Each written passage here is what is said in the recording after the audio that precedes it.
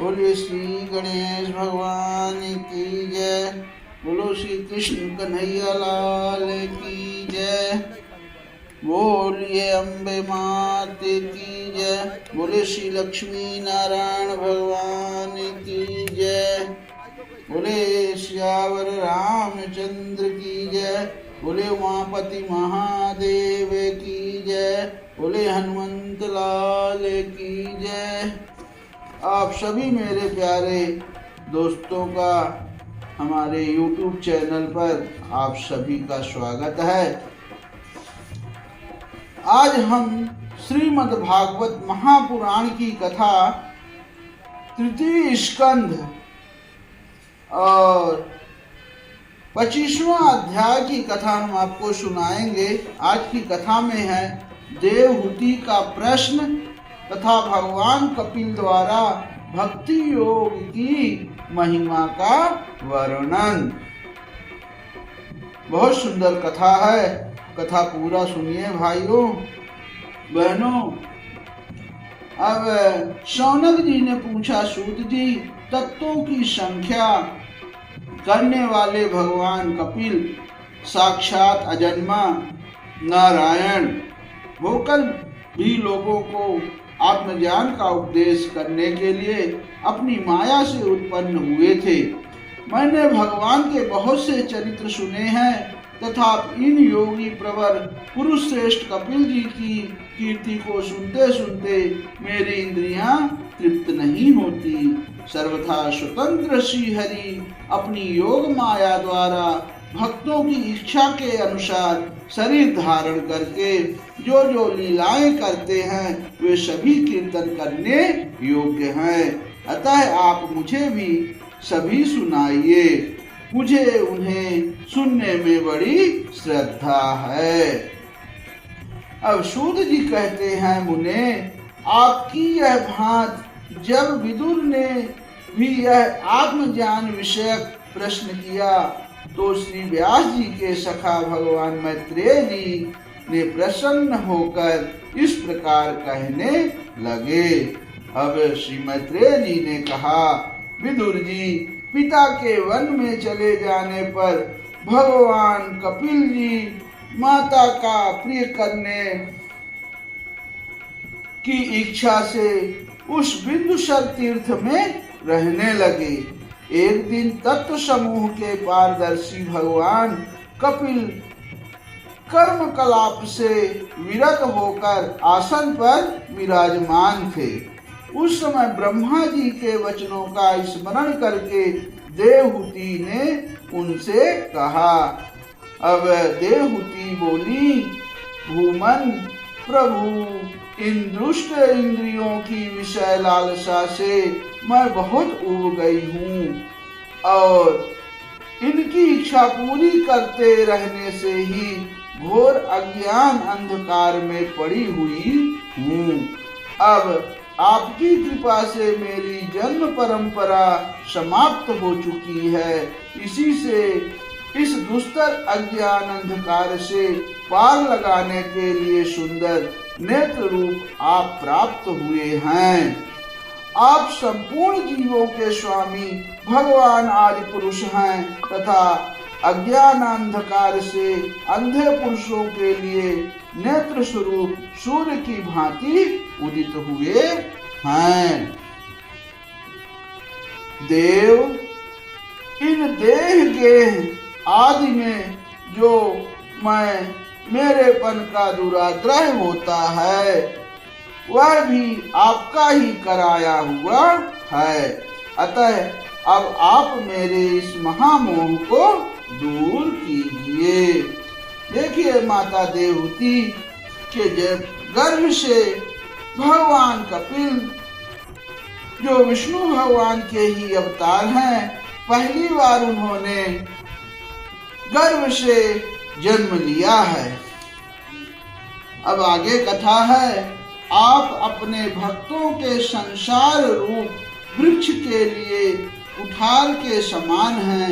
मैं प्रकृति और पुरुष का ज्ञान प्राप्त करने की इच्छा से आप शरणागत वत्सल की शरण में आई हूँ। आप भागवत धर्म जानने वालों में सबसे श्रेष्ठ हैं। मैं आपको प्रणाम करती हूँ। अब श्री मैत्रेय जी ने कहा, इस प्रकार माता देवहूति ने अपनी जो अभिलाषा प्रकट की वह परम पवित्र और लोगों का मोक्ष मार्ग में अनुराग उत्पन्न करने वाली थी। उसे सुनकर आत्मज्ञ सत्पुरुषों की गति श्री कपिल जी उसकी मन ही मन प्रशंसा करने लगे और फिर मृदु मुस्कान से सुशोभित मुखार बिंद से इन प्रकार कहने लगे। अब भगवान कपिल ने क्या कहा, माता यह मेरा निश्चय है कि अध्यात्म योग ही मनुष्य के आत्यंतिक कल्याण का मुख्य साधन है। जहाँ दुख और सुख की सर्वथा निर्वृत्ति हो जाती है, साध्वी अब सब अंगों से संपन्न उस योग का मैंने पहले नारद आदि ऋषियों के सामने उनकी सुनने की इच्छा होने पर वर्णन किया था, वही अब मैं आपको सुनाता हूँ। इस जीवन के बंधन और मोक्ष का कारण मन ही माना गया है। जिस विषयों से आसक्त होने पर वह बंधन का हेतु होता है और परमात्मा में अनुरक्त होने पर वही मोक्ष का कारण बन जाता है। जिस समय यह मन में और मेरेपन के कारण होने वाले काम लोभ आदि विकारों से मुक्त एवं शुद्ध हो जाता है, उस समय वह सुख दुख से छूटकर सम अवस्था में आ जाता है। तब जीव अपने ज्ञान वैराग्य और भक्ति से युक्त हृदय से आत्मा को प्रकृति से परे एकमात्र भेद रहित स्वयं प्रकाश सूक्ष्म अखंड और उदासीन देखता है तथा प्रकृति को शक्तिहीन अनुभव करता है। योगियों के लिए भगवत प्राप्ति के निमित्त सर्वात्मा श्री हरि के प्रति ही हुई भक्ति के समान और कोई मंगलमय मार्ग नहीं है। विवेकी जन संग या आसक्ति को ही आत्मा का अक्षेद बंधन मानते हैं, किंतु वही संग या आसक्ति जब संतों महापुरुषों के प्रति हो जाती है तो मोक्ष का खुला द्वार बन जाती है। कितनी सुंदर कथा है दोस्तों, पूरी कथा सुनना। जो लोग सहनशील दयालु समस्त देहधारियों के अकारण हेतु किसी के प्रति भी शत्रु भाव न रखने वाले शांत सरल स्वभाव और सत्पुरुषों का सम्मान करने वाले होते हैं, जो मुझ में अनन्य भाव से सुदृढ़ प्रेम करते हैं, मेरे लिए संपूर्ण कर्म तथा अपने सगे संबंधियों को भी त्याग देते हैं और मेरे परायण रहकर मेरी पवित्र कथाओं का श्रवण कीर्तन करते हैं तथा मुझमें ही चित्त लगाए रहते हैं।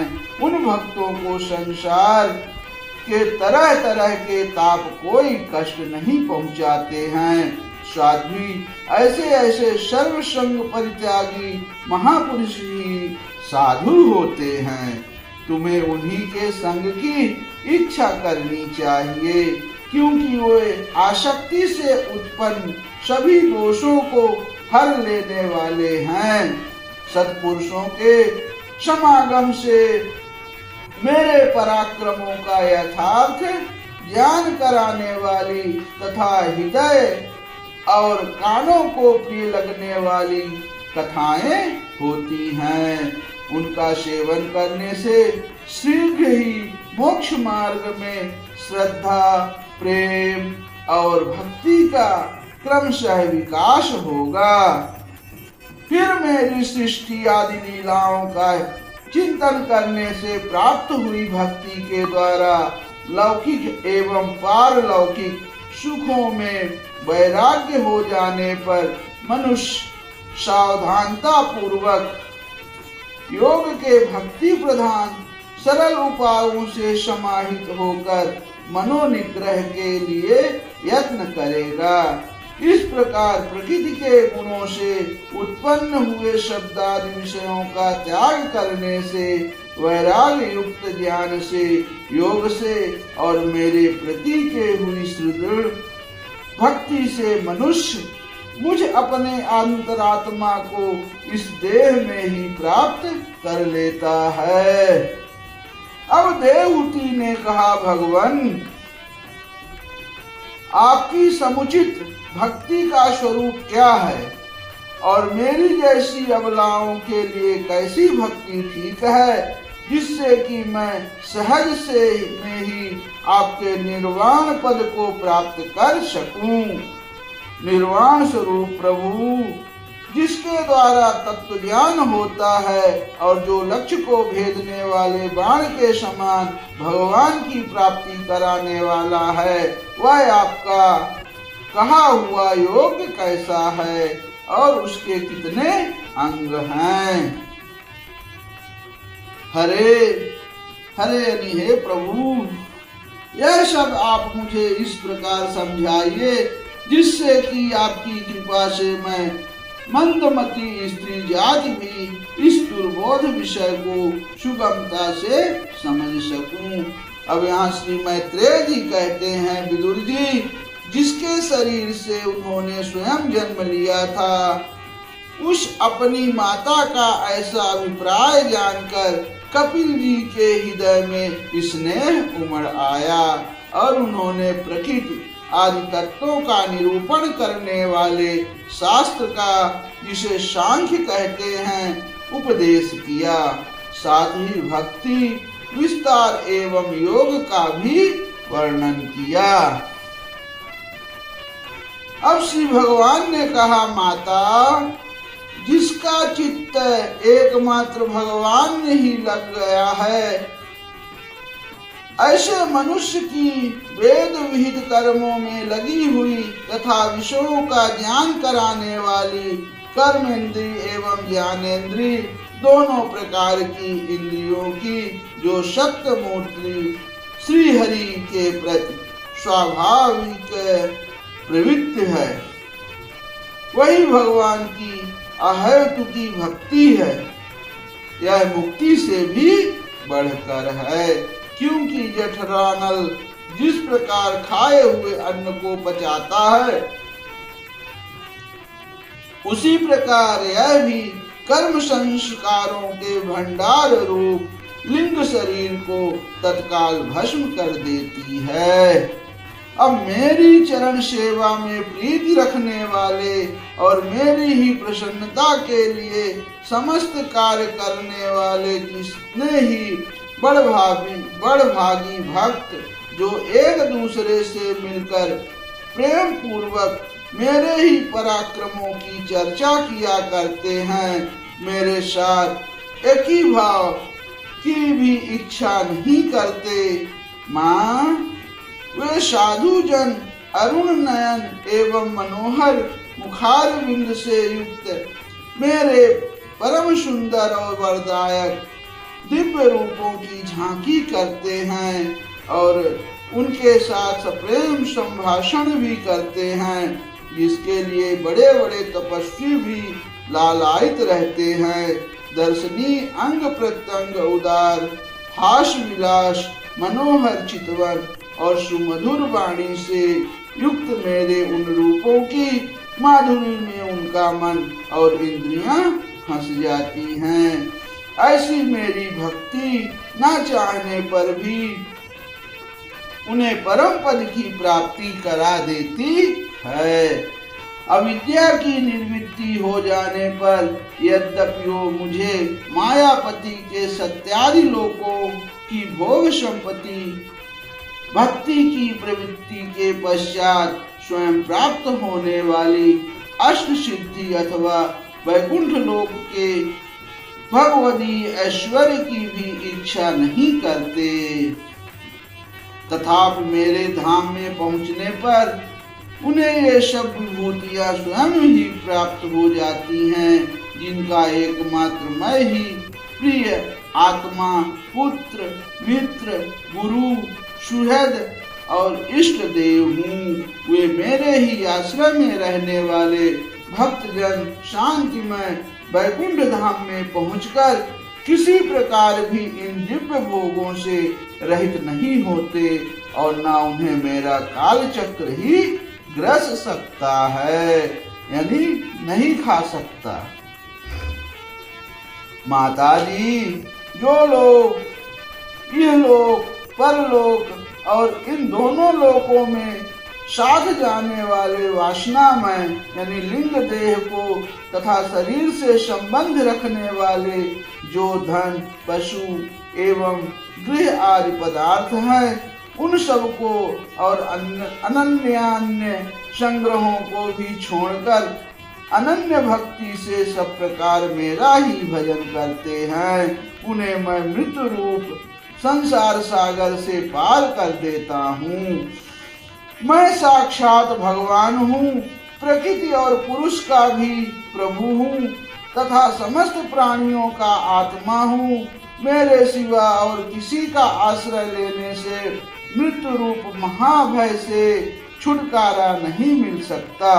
मेरे भय से यह वायु चलती है, मेरे भय से सूर्य तपता है, मेरे भय से इंद्र वर्षा करता है और अग्नि जलाती है तथा मेरे ही भय से मृत्यु अपने कार्य में प्रवृत्त होता है।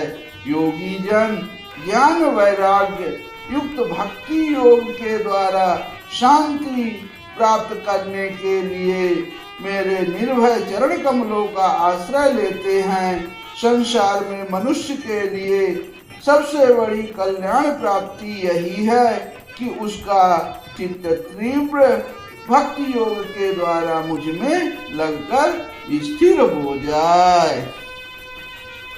इद श्रीमद्भागवते महापुराणे पारमहंस्यां संहितायां तृतीय स्कंधे कपिलोपाख्याने पंचविंशो अध्यायः समाप्तः। बोले श्री लक्ष्मी नारायण भगवान की जय। दोस्तों, कहानी कैसी लगी आप कमेंट में जरूर बताइएगा और आगे की कथा हम बहुत सुंदर आएगी, वो कथा आपको सुनाएंगे। हमारे 26वां अध्याय में महदादि भिन्न भिन्न तत्वों की उत्पत्ति का वर्णन। तब तक के लिए आप सभी को मेरा जय श्री राधे कृष्णा।